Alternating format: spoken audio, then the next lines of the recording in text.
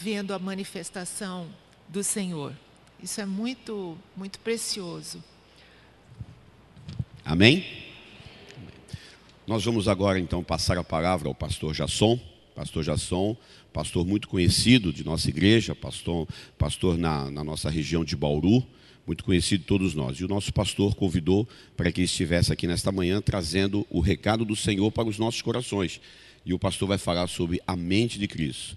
Em atitude de oração, vamos ouvir o recado de Deus através da vida do pastor Jasson.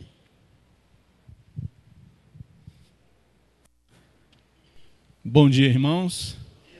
É uma alegria poder compartilhar com os irmãos nesta manhã. Sinto-me feliz por esta oportunidade de, nesta manhã de domingo tão bonito, tão agradável, poder estar com pessoas tão queridas, tão amadas, tão bonitas, né? Eu fico feliz quando olho aqui, eu só vejo gente bonita, porque mesmo se fosse feio, se converteria. Até porque o servo de Deus, ele tem sempre uma expressão de prazer, uma expressão de alegria por estar na casa de Deus. E quando o pastor me ligou para falar nesta manhã, imediatamente surgiu à minha mente esta frase: a mente de Cristo. Mas quero saudar os irmãos em nome da Igreja Batista no Jardim Ferraz, onde estamos ali hoje cooperando com o pastor Cavareto. Ele mandou um abração para a igreja, ele ama muito essa igreja, e ali estamos.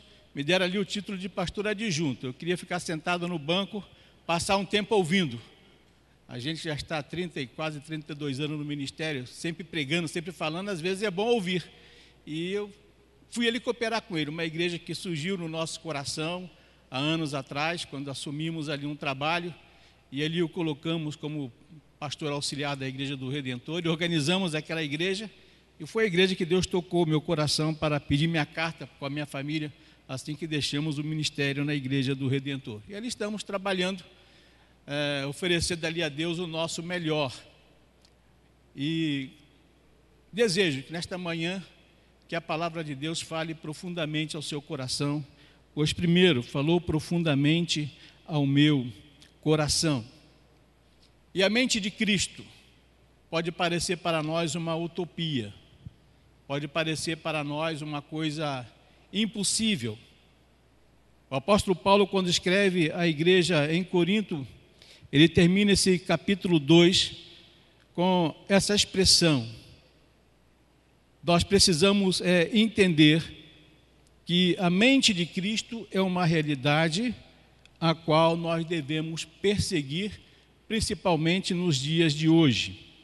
Quando estava fazendo uma pesquisa pela internet esta semana, eu deparei com uma frase de um psicólogo europeu, não sei agora se em inglês, mas quando alguém solta uma frase bombástica com relação a Deus, Bíblia ou religião, logo a mídia publica, logo se vai fazer entrevista com a pessoa que soltou esta frase, e ele afirma o seguinte, que nos próximos anos, o ateísmo ocupará na vida das pessoas o lugar que a religião ocupa. O ateísmo vai se tornar uma realidade cada vez maior e cada vez mais pessoas estarão se tornando descrentes da palavra de Deus, descrentes de Deus e não religiosas. Eu parei para pensar nessa expressão. Aí me lembrei de um livro que eu comprei, mas eu não li ainda, e minha esposa que está lendo. Eu gosto quando ela lê um livro, porque ela, cada página que ela lê, ela comenta. Então, quando ela termina o livro, eu já sei tudo que está no livro. Então, eu leio por tabela, não é? E o livro é do pastor Augusto Nicodemos, que tem como título Ateísmo Cristão. Ateísmo cristão. E a palavra ateu, na Bíblia, ela está registrada no capítulo 2 da carta aos Efésios. Quando o apóstolo Paulo escreve àquela igreja e diz que quando vivíamos neste mundo sem Deus. A palavra ateu não quer dizer descrente de Deus, mas quer dizer sem Deus. Há muita gente, irmãos, que se acha cristão, mas no fundo é um ateu. Há muita gente que se acha crente, mas não acredita muito em Deus, ou não leva muito a sério a palavra de Deus. E a palavra lá, escrita lá, a entrevista com o tal psicólogo, ela expressa uma realidade. Cada dia nossas igrejas que querem pregar a Bíblia com seriedade, viver com seriedade a palavra de Deus, nossas igrejas estarão cada vez mais vazias. Mas as pessoas que estão sentadas nessas igrejas ouvindo a saudável palavra de Deus, são pessoas cujas vidas estão cheias da graça, do amor, da glória e da misericórdia de Deus. E às vezes eu faço pesquisas e fiz as minhas teses de mestrado e doutorado sobre esse evangelicalismo contemporâneo, essas coisas que estão acontecendo nos chamados arraiais evangélicos. E eu pesquisei muito essas igrejas neopentecostais, e a conclusão que eu cheguei é que são igrejas cheias de pessoas vazias. São igrejas que as pessoas não estão interessadas na palavra de Deus, mas no encontro de uma autoajuda, de uma autossatisfação. E eu penso que o servo de Deus, o discípulo de Jesus, ele precisa estar naquela caminhada da vida com Cristo. Como diz o apóstolo Paulo, andando como filhos da luz, vivendo cada vez mais na luz. E quando eu leio aqui esse capítulo 2 da carta aos Coríntios, que Paulo termina afirmando, mas nós temos a mente de Cristo, ele está falando de uma coisa que deve ser lógica para o verdadeiro discípulo de Jesus. Vamos entender um pouquinho aqui o que significa ser discípulo de Jesus. Discípulo de Jesus significa aquele que aprende para imitar o mestre. É colocar na sua mente as qualidades da personalidade de Cristo. Os discípulos de Jesus não eram alunos que iam às 7 horas da manhã e meio-dia iam para casa, ou faziam curso à tarde, ou faziam curso noturno. Não, eles faziam um curso diuturno. Eles andavam com Jesus 24 horas por dia, viviam com Jesus. Eles estavam ali para aprender, de tal forma que reproduzissem nas suas vidas a própria vida de Jesus. E nós, às vezes, como cristãos, esquecemos disso, que nós precisamos crescer na graça e no conhecimento de Cristo Jesus, que é assimilar a sua mente, ou assimilar as qualidades da sua personalidade. Por isso eu vou fazer uma pergunta aos irmãos, não se sintam ofendidos. É uma pergunta apenas para o irmão pensar. O irmão é um cristão verdadeiro? A sua mente é a mente de Cristo? Vamos ler o texto. 1 Coríntios, capítulo 2, do verso 9 até o verso 16.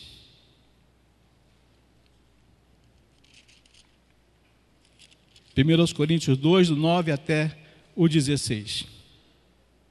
Mas como está escrito, as coisas que os olhos não viram, nem ouvidos ouviram, nem penetraram o coração do homem, são as que Deus preparou para as que o amam. Porque Deus não-las revelou pelo seu Espírito, pois o Espírito esquadrinha todas as coisas, mesmo as profundezas de Deus. Pois qual dos homens entende as coisas dos homens, senão o Espírito do homem que nele está? Assim também as coisas de Deus, ninguém as compreendeu, senão o Espírito de Deus. Ora, nós não temos recebido o Espírito do mundo, mas sim o Espírito que provém de Deus, a fim de compreendermos as coisas que nos foram dadas gratuitamente por Deus, as quais falamos, não com palavras ensinadas pela sabedoria humana, mas com palavras ensinadas pelo Espírito Santo, comparando coisas espirituais com espirituais. Ora, o homem natural não aceita as coisas do Espírito de Deus, porque para ele são loucura, e não pode entendê-las, porque elas se discernem espiritualmente. Mas o que é espiritual discerne bem tudo, enquanto ele por ninguém é discernido. Pois quem jamais conheceu a mente do Senhor para que possa instruí-lo? Mas nós temos a mente de Cristo. O irmão pode repetir esse finalzinho, mudando aí o texto, não lendo, mas nós temos a mente de Cristo, mas eu tenho a mente de Cristo. Pode ler isso com toda sinceridade. pode ler isso entendendo que o apóstolo Paulo está dizendo? Eu tenho a mente de Cristo. Alguém se atreve? Amém, glória a Deus, né? Só uma irmã? Eu tenho a mente de Cristo. Você tem a mente de Cristo? Pensa um pouco. O que significa ter a mente de Cristo? O que significa ter a mente de Cristo? Você está dando para ler? Eu não sabia que a tela... Esqueci que a tela aqui era pequena, né? Se você puder aumentar aí, tirar até o desenho do fundo lá, a tela do fundo, colocar mais... Usando a sua técnica aí. Eu ali sou uma negação, né? O que é a mente de Cristo? Quais as características da mente de Cristo? E como chegar à condição de mente de Cristo? São coisas que nós precisamos parar e pensar. Irmãos, não é suficiente você, o irmão, a irmã, sentar-se no banco da igreja domingo após domingo. Ficar feliz quando o sermão é bom e curto. Ficar infeliz quando o sermão é comprido, ainda que seja bom. Ou ouvir uma boa música, ou sair criticando quem cantou que cantou mal, cantou para aparecer. É muito fácil sentar-se no banco da igreja e talvez sair pior do que entrou. É muito fácil sentar-se no banco da igreja e passar ali algumas horas por tradição dominical, ou tradição religiosa, ou tradição familiar. Tudo isso, irmãos, é muito fácil. Eu tenho afirmado que a coisa mais difícil da vida é realmente ser um cristão de verdade. Eu fico pensando nos cristãos hoje lá da Nigéria, da Argélia, do Iraque, de tantos países onde está prevalecendo a religião muçulmana ou o hinduísmo, onde os cristãos são perseguidos, não podem se reunir em cultos, são mortos, pastores presos, campanhas feitas até pela ONU, campanhas feitas pelo mundo inteiro para libertar pastores e crentes que foram presos simplesmente porque foram julgados infiéis, ou seja, estavam temendo a Deus, vivendo com Deus, amando a Deus e pregando a palavra de Deus. Num país como o nosso, dizer-se cristão é muito fácil. É muito fácil. Mas lá fora é que nós estamos vendo que é um verdadeiro cristão. Se houvesse uma perseguição no Brasil, o que você faria? Negaria a Cristo, morreria por Cristo? Isso é ter a mente de Cristo. Morrer por Cristo. Pode passar. Morrer por Cristo. Irmãos, nós precisamos entender que a mente de Cristo é o que o caracterizava como filho de Deus e o caracteriza como filho de Deus. Ele que é o Emanuel, que se fez carne e habitou entre nós. Hoje o tema da igreja, se eu soubesse, a glória de Deus, mas Deus colocou no meu coração essa palavra, e eu entendo que a glória de Deus é a Trindade em si. No capítulo 17 do Evangelho de João, quando Jesus ele faz a oração sacerdotal, ele lembra aquela glória eterna dele com o Pai. A glória eterna dele com o Pai. E se nós quisermos viver realmente a glória de Deus, nós precisamos entender o que é a mente de Cristo. Quem não entender o que é a mente de Cristo não vai entender o que é a glória do Pai. Para muitos é cantar, orar, ou dizer que louva, ou dizer que adora, ou ler a Bíblia, ou fazer alguma coisa, frequentar a igreja, talvez entregar um dízimo, alguma oferta de missões, alguma oferta especial. Mas o testemunho, a vida em si, o comprometimento no lar, no trabalho, na escola, na rua, onde estiver, fica muito comprometido por faltar realmente a mente de Cristo. E as características da mente de Cristo estão claras nos seus ensinos e exemplos. Eu posso afirmar que o Evangelho é a expressão da mente de Cristo. O Evangelho, em tudo que Jesus ensinou, em tudo que Ele fez, expressa realmente a glória de Deus. Expressa o que é a mente de Cristo. Se nós conseguíssemos, irmãos, viver o Evangelho de Cristo, e muitas vezes vivemos o Evangelho de igreja, vivemos o Evangelho de denominação, vivemos o Evangelho do nosso tempo, sem o compromisso de entender o Evangelho de Cristo para sermos obedientes a Cristo, a ponto de afirmarmos como Paulo que, depois de assimilar a mente de Cristo, pode dizer, não mais eu, mas Cristo vive em mim. Ele entendia que a sua mente pessoal estava permeada da mente de Cristo e agora a sua vida para ele já não tinha muito valor, porque só tinha valor para ele a mente de Cristo, o viver em Cristo e o fazer a vontade de Cristo. Por isso, irmãos, só há uma forma de chegar à condição da mente de Cristo, que é sendo santo. Quando Deus chamou Abraão, deu uma ordem, sede santo. Transmitiu essa ordem a Isaac e Jacó, a todos os patriarcas. Dos sacerdotes ele exigiu santidade. E havia todo um ritual de purificação para sentir-se santo, até uma veste especial para sentir-se santo. Jesus, quando veio, ele manteve esse padrão de santidade. O apóstolo Pedro repete que devemos ser santos. Jesus, ele era santo.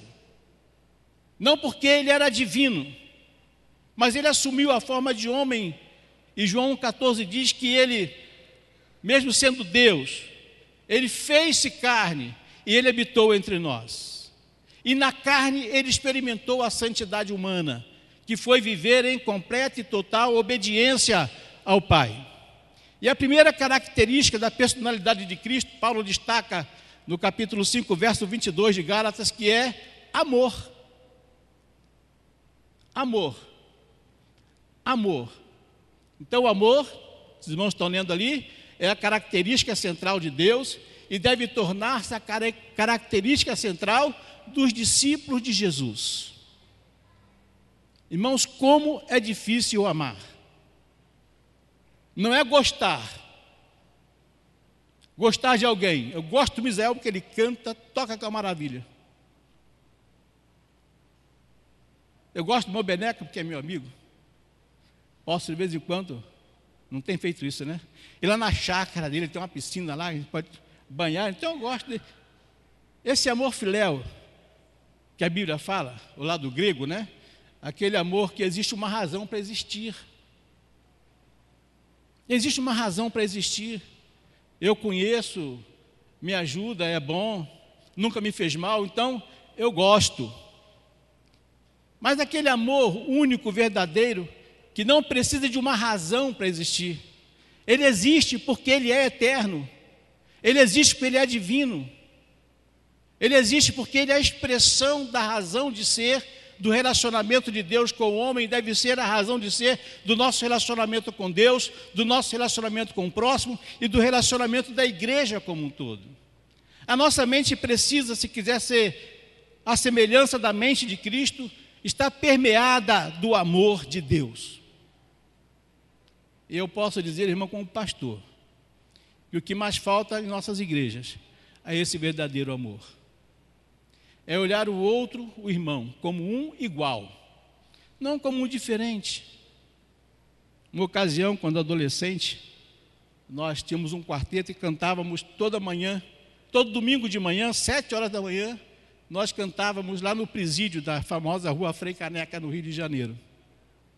Todo domingo, durante 6 meses, estivemos ali, 7 da manhã. Cantávamos. E éramos 17, 18 anos de idade. E quarteto que se prezava naquela época usava terno e gravata, mesmo com sol de 40 graus.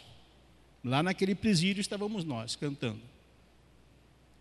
E uma ocasião, o culto começou um pouco mais tarde, e a Frei Caneca ficava ao lado da primeira igreja do Rio de Janeiro. E o ponto do ônibus, quem conhece ali, era do outro lado da rua, bem em frente à igreja. E acabou o nosso trabalho ali, que demorou um pouco, porque foi um domingo especial, começou um pouco mais tarde, coincidiu com o fim do culto da primeira igreja. E ali eu fiquei observando o que acontecia. Irmãos que saíam com seus carros do ano, aqueles opalões grandão, né? O Manuel teve alguns deles. Né? Aqueles opalões que você comprava e junto comprava um posto de gasolina. E combinava para churrascaria tal, não sei para onde, restaurante tal, irmãozinhos, vestidinhos, com muita humildade, subindo ali o morro atrás da igreja, parando seus barracos, talvez Eu creio que tinha, porque Deus não ia deixar faltar o alimento, por mais simples que fosse, à mesa daqueles irmãos. Eu observei aquele domingo que ninguém, daqueles Galaxies, Opalas, Dodge, Dart e tantos outros, ninguém convidou um irmãozinho daquele para almoçar com ele numa churrascaria, ou num restaurante de luxo, ou mesmo que fosse no botequim da esquina. Irmãos, nós falamos que somos crentes, que temos o amor de Deus em nossos corações, mas e a prática desse amor? Ele é seletivo? Eu vou amar a um ao outro porque gosta de mim? Ou porque faz a minha vontade? Ou porque me ajuda? O amor de Deus, ele é incondicional. E a Bíblia diz que Deus é amor. O amor é a natureza de Deus. É Deus em exercício da sua natureza, em suas ações e práticas com relação ao homem. Porque se não fosse esse amor, nós não estaríamos aqui nesta manhã. Nós nem seríamos cristãos. E o texto de João 15, 9, 12 fala desse amor. Romanos 5, 5 tem sido um texto da minha vida. O dia que eu li esse texto, eu parei, voltei nele muitas vezes, ele entrou na minha cabeça, não saiu mais. Por que nós podemos ter a mente de Cristo? Porque nós podemos ter o amor de Deus. Nós podemos amar como Deus. Jesus não daria uma ordem utópica que vos ameis, assim como eu também vos amei. E Paulo fala que nós temos esse amor porquanto o amor de Deus está derramado em nossos corações pelo Espírito Santo que nos é dado. Se você tem o Espírito Santo, você pode amar como Deus amou. E se você não ama, é porque não tem o Espírito Santo. Ou então bloqueia com o seu egoísmo, com o seu orgulho religioso, com a sua vaidade, com a sua tradição, o exercício desse amor. Amor.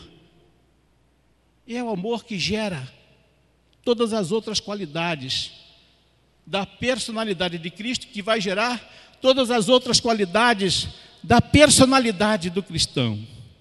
No capítulo 13 de 1 aos Coríntios, do 4 a 13, o apóstolo Paulo ele destaca ali as qualidades desse amor. É o amor que tudo sofre. Alguém falando um dia, numa entrevista, um entendido sobre amor, disse: se sofre, não é amor. Pois eu digo que só sofre quem ama. Quem não ama, não sofre. Só sofre quem ama. Um teólogo disse: Deus não ama porque Deus não sofre. E eu digo que Deus, Ele se permite sofrer por causa do seu amor por nós. Jesus se permitiu sofrer na cruz por causa do amor de Deus por nós. E aquele versículo que crente nenhum sabe de cor, e quando eu sou pastor em igreja eu falo, se crente não souber esse texto de cor, tem que ser desligado da igreja, que é João 3,16. O que é que diz lá, irmãos?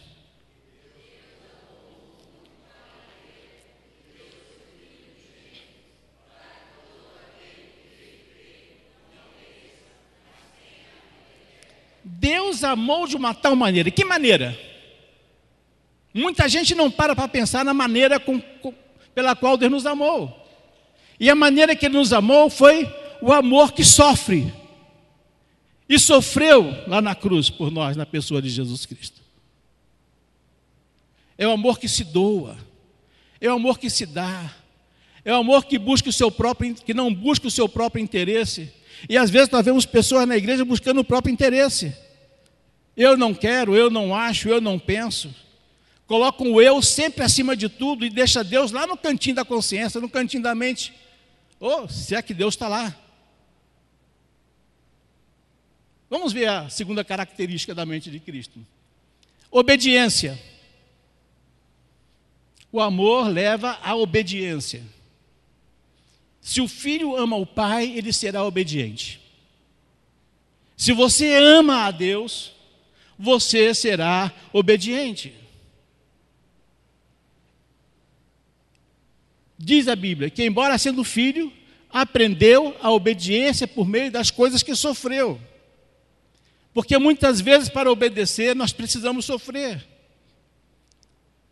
Nós sofremos porque precisamos renunciar a coisas que muitas vezes não são muito agradáveis. Precisamos renunciar coisas que nos parecem muito úteis. Precisamos renunciar coisas que fazem parte do nosso passado, da nossa tradição de vida. Evangelizava um senhor uma vez, e ele disse: eu já entendi tudo, pastor. O senhor acha que para mim é fácil, depois de 50 anos crendo dessa forma, mudar da noite para o dia? Falei: eu não acho. E disse: nem queira, nem se atreva a querer mudar. Coloque a sua vida diante de Deus e faça uma oração sincera: Senhor, se eu tenho que mudar, que eu seja mudado pelo Senhor. Porque muitas vezes nós mudamos por conveniência pessoal. Temos uma conveniência qualquer. Uma vez o pastor disse na igreja: quem não for aluno da escola bíblica não canta mais e nem vai exercer mais nenhum cargo na igreja. Irmãos, a escola bíblica cresceu da noite para o dia. A classe de jovens, então, de 10 alunos passou para quase 30 alunos.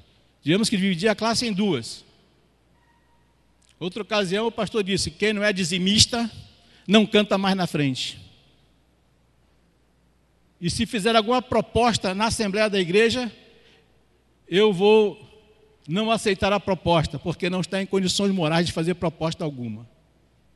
Caixa da igreja, ó, subiu. Mudança por conveniência. A conveniência, ou seja, me interessa, então eu faço. Não importa a vontade de Deus. Me interessa fazer alguma coisa. Pessoas que estão ali fiéis na igreja, um dia não são eleitas para tal cargo e mudam de igreja. Não me querem mais aqui. O famoso pastor aqui em São Paulo, isso eu conheço a história porque um dos seus discípulos, e imitava até o seu jeito de falar e de pregar, conversando comigo, ele disse um dia: era um grande homem de Deus, mas tinha um grande defeito, era muito vaidoso. O dia que não o elegeram mais para presidente da Convenção Batista do Estado de São Paulo, ele nunca mais apareceu na Assembleia da Convenção. Pastor. Diácono consagrado, o dia que não elegeram mais presidente do Ministério Diaconal da igreja, nunca mais apareceu na igreja. Não me querem mais. Não sou mais útil. Não sou mais importante. Olha, se você se acha tão útil, tão importante, deveria ser mais humilde. Que esta é uma das outras características da mente de Cristo. Temos que aprender com o filho, sermos obedientes. É a Bíblia que diz, então é Deus que está dizendo, não tem conversa, não tem discussão. Uma vez um cabeleireiro batista, cristão, primo lá por 6º ou 7º grau nosso, lá no estado do Espírito Santo, lá no Rio de Janeiro, ele trabalhava lá e fui lá cortar o cabelo com ele. Ele começou a questionar muitas coisas da Bíblia. Saí da igreja porque eu não concordo com isso, porque eu não concordo com aquilo. Eu sentei com o pastor, discuti aquele assunto, ele não me convenceu. E eu disse: olha, eu fico triste com isso, porque você espera que homens te convença, mas a Bíblia diz que quem nos convence é o Espírito Santo. Deixe ele te convencer, que você vai mudar radicalmente a sua forma de pensar sobre estas coisas. Não penses, irmãos, que eu fui pastor a vida toda, que eu fui aquele crente excelente, maravilhoso a vida toda. Nasci, cresci, vivi 31 anos no Rio de Janeiro, saí do Rio de Janeiro quando vim pastorear aqui no interior de São Paulo. Mas eu questionei muitas coisas, li a Bíblia todo ano, e questionava muitas coisas na Bíblia. E muitas vezes sentava com o professor da escola bíblica, com o meu pastor, meu pai, que era um grande homem de Deus, um santo homem de Deus, com quem aprendi muito na vida, a perguntar coisas que eu não estava entendendo na Bíblia. E um dos textos que eu menos entendia na Bíblia era isso daí: como é que eu posso ter a mente de Cristo? Como é que eu posso ter a mente de Cristo? Se ele era Deus, eu sou homem. Se ele era santo, eu não sou santo. Se ele era puro, eu não sou puro. Se ele não vivia no nosso tempo, se ele não experimentou as coisas do nosso tempo, se ele não passou pelas tentações que nós passamos. Aí a gente começa a entender que a mente caracteriza-se por expressar o que é da personalidade. A primeira coisa é o amor, a segunda é a obediência, a terceira, submissão. Há pessoas que querem ser obedientes, mas não querem ser submissas. Submissão. submeter-se, colocar-se em condição de humildade diante do seu Senhor. Humildade significa estar esvaziado de qualquer pretensão ou mérito. Irmãos, o que nós temos de membros das nossas igrejas pretensiosos, a pretensão de ser, a pretensão de fazer, a pretensão de saber, pretensões de tantas coisas, quando seriam mais úteis ao reino de Deus se fossem mais humildes. Jesus, na bem-aventurança, capítulo 5, verso 5 de Mateus, diz: bem-aventurados os pobres de espírito. E essa palavra pobre de espírito, ela expressa exatamente isso. É aquele que está esvaziado de pretensões ou méritos pessoais. É quando se coloca de Deus como um zero à esquerda. Senhor, eu não sei que não sou nada, eu sei que não posso nada. Que pode dizer como o apóstolo Paulo: e nada tenho a minha vida como preciosa para mim mesmo. E às vezes o crente se apresenta diante de Deus com tanta preciosidade.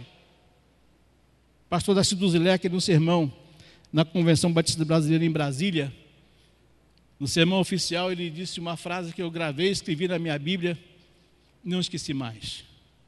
Ele disse que na pretensão de mover Deus a fazer nossas vontades, a maioria dos crentes tem fé na fé. A maioria dos crentes tem fé na fé e não fé em Deus. Quantas vezes você ouviu alguém falar, ou você mesmo falou: a minha fé é muito grande. Eu tenho uma fé, como dizem aqui em São Paulo, enorme, né? Eu tenho uma fé enorme. Eu perguntei a uma senhora uma vez do tamanho de um caroço de abacate. Ela parou, olhou para mim assim, meio assustada. Eu comecei a comparar com o tamanho. Caroço de jaca, que é um pouquinho menor. Um caroço de laranja. Jesus disse: se você tiver uma fé do tamanho de um grão de mostarda, que era na época a menor semente conhecida, você vai ter uma fé poderosíssima. Mas se você falar para essa pedra, passa para lá, e sozinha ela não passar, então a sua fé ainda é menor do que um grão de mostarda. Na verdade, não temos que avaliar a fé por tamanho nem por quantidade, mas por qualidade. Jesus disse a seus discípulos em 2 ocasiões: homens de fé tímida. Não era uma fé ousada, não era uma fé que levasse a coragem de esperar, de depender, a paciência de saber que Ele é Deus, que Ele faz, que Ele age, que Ele pode. E nós então repetimos aquele texto de Paulo: posso todas as coisas naquele que me fortalece. Pode nada, porque no primeiro problema bate o desespero. E a última pessoa a ser procurada é Deus. Submissão, colocar-se debaixo da potente mão de Deus.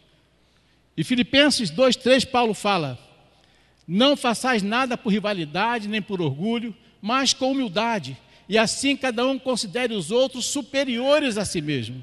Ser submisso é isso. Uma vez uma irmã me disse: pastor, se eu pudesse, eu rasgava esse texto de Efésios 5:22. Vós, mulheres, em tudo sejam submissas aos vossos maridos. Paulo era machista, era uma outra época, era a cultura hebraica, tem nada a ver com a nossa realidade de hoje. Isso aí é que tem.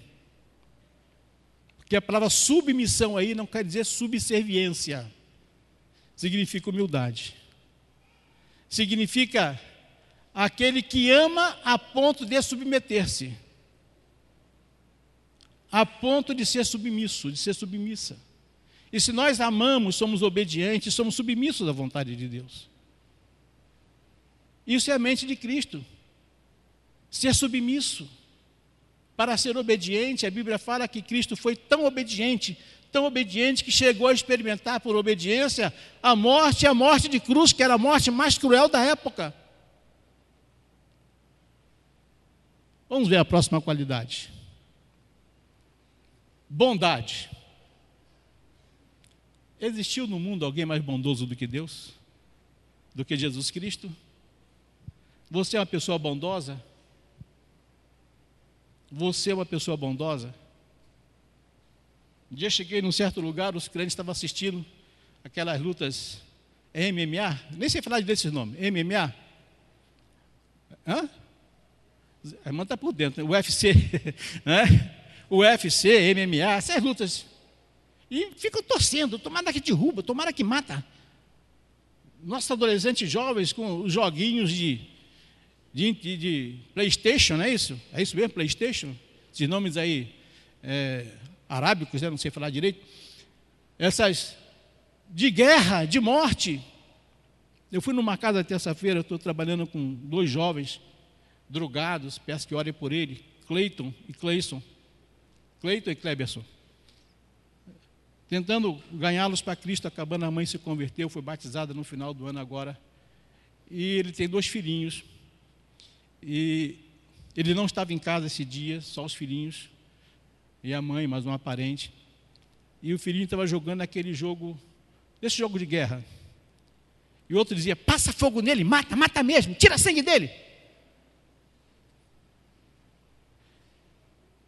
Irmão, calcula esse menino quando for adolescente. Que sensibilidade ele terá para a vida? Irmãos, eu criei 2 filhas. Tiveram o jogo também, aqueles joguinhos antigos, né? Atari, não sei o que lá mais e tal. Mas tudo que era violência, eu cortava. Sentava junto, conversava, mostrava o que era a palavra de Deus, o que agradava a Deus, o que não agradava a Deus. Graças a Deus, uma casou-se aqui no dia 9 de janeiro, nesse tempo de 2009, a outra vai casar-se dia 13 agora. E ela me desobedeceu, a mais velha, começou a namorar um moço de um crente. Sentei com ela e disse, pai, se eu não evangelizá-lo, se ele não se converter, eu não me caso com ele.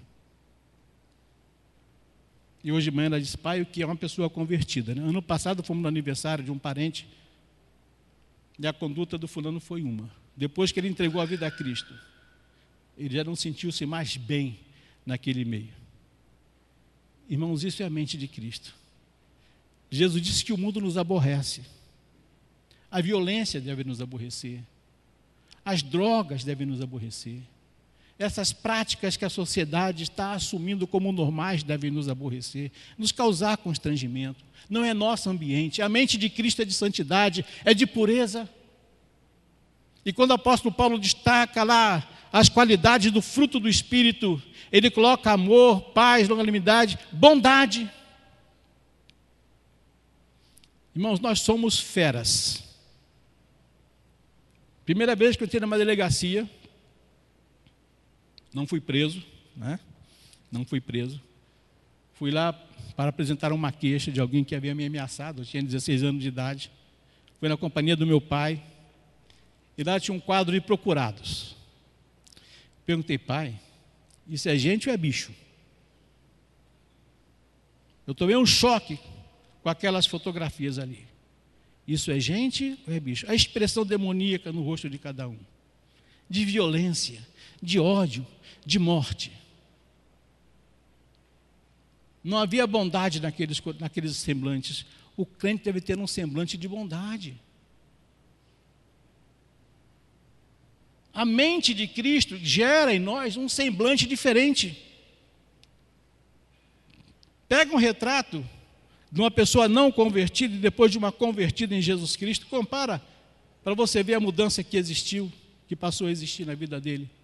Bondade é uma das qualidades do fruto do Espírito e é implantada também em nossos corações.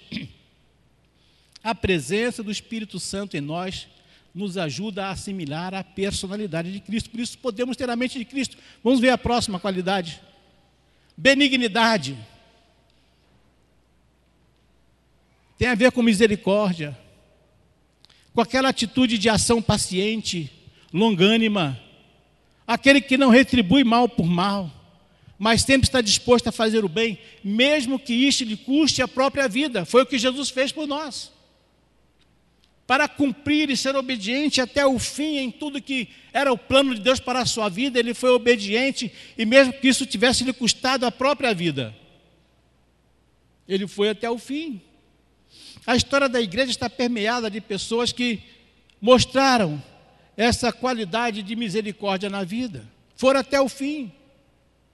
Eu penso o apóstolo Paulo ser decapitado, segundo a tradição, Pedro ser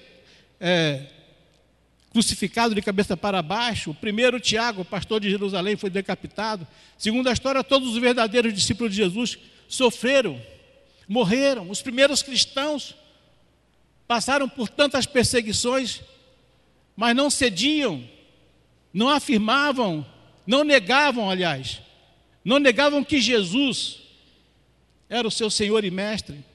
Renunciavam tudo por amor a Cristo.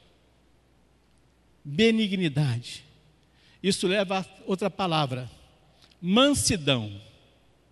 É uma palavra que o apóstolo Paulo usa também como qualidade do fruto do Espírito e que Jesus usa nas bem-aventuranças. Bem-aventurados mansos. E essa palavra, na tradução dela literal, é domado, domesticado. Eu comecei falando que somos feras, né? Somos feras. Mas o Espírito Santo nos domestica para que sejamos incapazes de fazer o mal. Quem conheceu o Beto Carreiro, ele tinha como animalzinho de estimação, não era um gatinho, era um gatão, né? Era uma onça. Aquela onça era domesticada, domada para viver aquele ambiente ali. Qualquer situação diferente, qualquer pessoa diferente, despertava nela um instinto de fera, e aí o problema era sério. Irmãos, nós somos domesticados pela presença do Espírito Santo para sermos cidadãos do reino dos céus. O reino de Deus se torna o nosso ambiente. A mente de Cristo nos capacita a viver numa comunhão, numa comunidade, num lugar onde as coisas passam a ser comuns a todos. Mas nós temos a mente de Cristo, ou seja, nós estamos domados. Jesus não era domado, a sua mente era natural, mas a nossa mente, por causa da natureza de pecado, tem que ser domada. E domada pelo Espírito Santo de Deus. Vou até usar aqui uma expressão. O Espírito Santo é o domador de almas, é o domador de vidas, para que vivamos na intimidade com Deus e na comunhão dos santos. Amém? Finalizando, irmãos, paz. Paz. A paz é uma palavra que por si só nos leva a deduzir muitas coisas. Muitas coisas. Paz. A nossa mente, ela vai assimilando tantas coisas ao longo da formação da nossa personalidade. Eu não sou psicólogo, mas devemos ter alguns aqui que podem atestar isso. A gente vai assimilando condutas, comportamentos, atitudes, gostos, prazeres, desprazeres. Há pessoas que passam por traumas que certos cheiros tiram ela do sério, há outras passam por outro tipo de trauma que uma palavra já mudam todas as suas atitudes. Uma música são traumas. E muitas vezes a paz, ela está muito distante. E o crente tem que tomar cuidado. A doença hoje do século é aquela doença que as pessoas ficam presas dentro de si mesmas. É aquela doença que ela é psicológica, ela se implanta no interior da alma da pessoa. E a pessoa se torna deprimida. Por isso chama-se depressão. Eu dificilmente vejo crente deprimido, mas quando encontro algum crente deprimido, a primeira coisa que eu faço, vamos começar a orar. Vamos descobrir qual o trauma da sua vida, qual o pecado da sua vida. Encaminha psicóloga, psiquiatra, médico, eu não sou isso. Mas como pastor eu procuro orientar, busque mais a Deus. Busque essa paz. Jesus disse que nos deixava a sua paz, que a sua paz nos dava. Muitas pessoas acham-se em paz quando tem dinheiro no bolso, quando estão bem empregados, quando conseguem comprar todo ano um carro novo, quando a casa é nova, quando, enfim, consegue colocar uma roupa nova por semana ou por dia até, ou quando consegue alcançar aquele objetivo. Paz não é isso. Paz não é simplesmente ausência de conflito. Eu me lembro do pastor Sorém, já na glória, meu professor de teologia sistemática, ele contou uma história que ele viveu durante a Segunda Guerra Mundial. Ele era capelão na Segunda Guerra, e ele levou pacotes e pacotes desse Novo Testamento dos Gideões, e distribuiu com os soldados, e mandou para outros batalhões. E um dia ele foi levado para um outro lugar, porque havia tido muitas baixas no exército brasileiro. E o papel dele de capelão era confortar os feridos, reconhecer os mortos. E chegou a um certo lugar, ele percebeu, de longe, que um soldado estava morto. Ao lado, a sua baioneta. Sobre ele aberto o Novo Testamento. Aquele que ele mesmo mandou distribuir. E sobre o seu peito, aquele soldado, antes de morrer, abriu no Salmo 23. E todo mundo aqui sabe o que diz Salmo 23, não sabe? Crente que não sabe, também eu falo, tem que ser desligado da igreja. Não é? O Senhor é meu pastor e nada. Ele diz lá, ainda que eu andasse pelo vale, não temerei mal algum. Aquela mensagem foi, não temerei a morte. Estava numa guerra que ele não criou, foi levado à força, talvez, por obrigação. E quando foi reconhecer aquele soldado, ele era um crente e membro da sua igreja, que o pastor nem sabia que estava na guerra.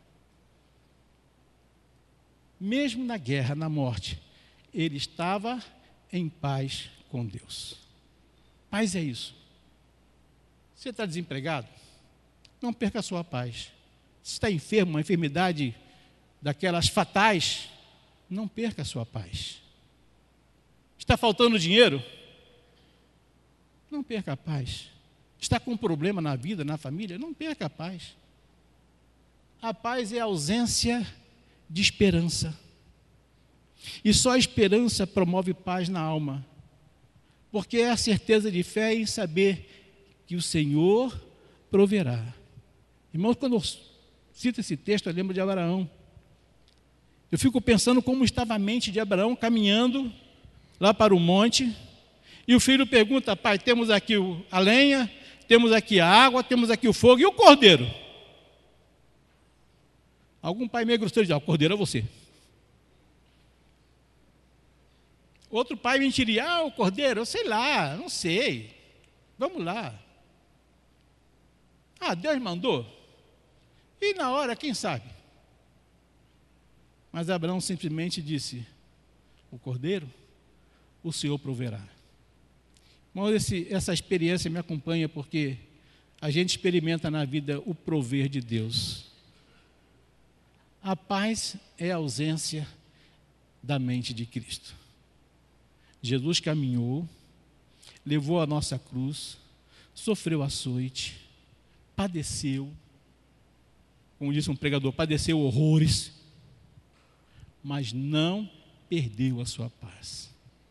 E lá crucificado, ele olhou para os seus algozes, olhou para o céu e pediu, Pai, perdoa-os, porque não sabem o que estão fazendo comigo. Na verdade, irmãos, é isso que nós temos que aprender com a mente de Cristo. Ter essa mentalidade espiritual, não a mentalidade carnal. Nos esforçando a cada dia por promover a paz, sermos agentes da paz divina, da paz de Deus. Estarmos cooperando com a ordem, não com a desordem, promovendo a comunhão e procurando cuidadosamente manter a unidade do Espírito no vínculo da paz. Isso é mente de Cristo. Foi o que Jesus fez em todo o seu ministério. Foi o que Jesus fez enquanto esteve aqui entre os homens. Ele enviou o Espírito Santo para continuar a sua obra. E nós estamos aqui como testemunhas da fé para continuarmos a obra de Cristo. O mundo precisa de paz. E nós podemos sermos os agentes dessa paz. Porque se temos o Espírito Santo, nós temos a mente de Cristo. Se temos o Espírito Santo, nós temos a mente de Cristo. E se você ainda tem dúvida quanto a isso, saiba que a mente de Cristo deve ser o objetivo de todo cristão, chegar a ter a mente de Cristo. Eu sei que não podemos ter 100% dela, mas chegarmos a ter o máximo que pudermos ter. Porque ser cristão é ter a mente de Cristo. E a pergunta final que eu deixo, você tem a mente de Cristo? Como anda o amor na sua vida? Você tem amado incondicionalmente a todas as pessoas? Você tem sido obediente, submisso, misericordioso, bondoso a sua mente está em paz com Deus, está em paz com o próximo. Isso é ter a mente de Cristo. Glória de Deus, hoje é impossível sem a mente de Cristo. Culto que expressa a glória de Deus, só com a mente de Cristo. Oração que busca a glória de Deus, só com a mente de Cristo.